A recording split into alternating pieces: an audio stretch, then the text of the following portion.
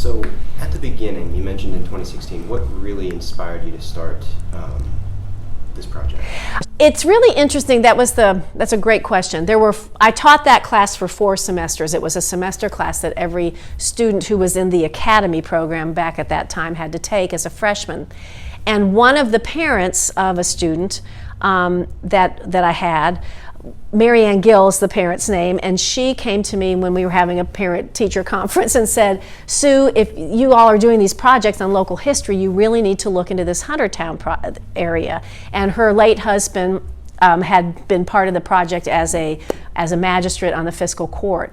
And so that's really how it started, is really a parent came to me saying, do you know anything about Huntertown? And I'm like, no, I didn't grow up here.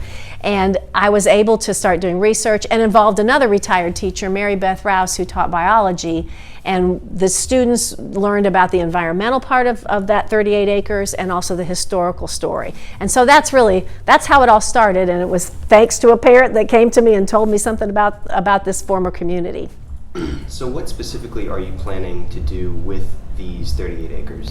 Right now we're working, interestingly enough, we're working with the University of Kentucky landscape architecture students. They have a program there. And next fall they'll be looking at Huntertown and beginning to develop a master plan.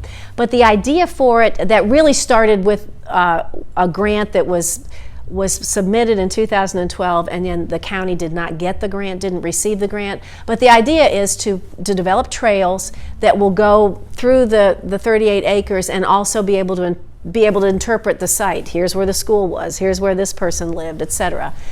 Here's what an African American hamlet, a free town where formerly enslaved people gathered together and lived together in community, would have looked like. And there are many free towns actually in central Kentucky. Zion Hill is one of them. We talk about Russelltown and Furmantown and other areas of Woodford County that were once African American hamlets as well.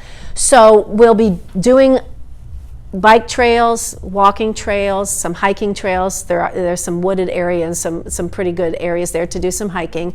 We hope to have picnic shelters out there, or picnic areas where people can, enjoy a picnic. It's connected really on the backside to the subdivisions on Huntertown Road, and it's really the only green space park available on that side of the city, on that east side of Versailles. So eventually we'd like to interpret where the railroad went through.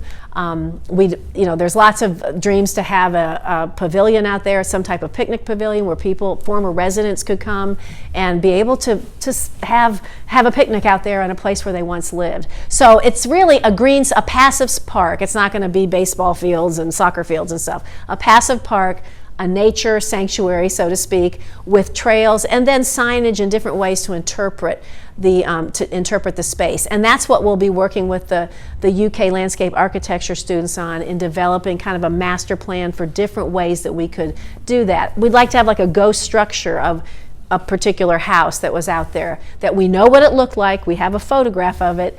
It was built in 1895, 1900, but unfortunately was torn down when all the houses were torn down in 2002 and 3. So you mentioned other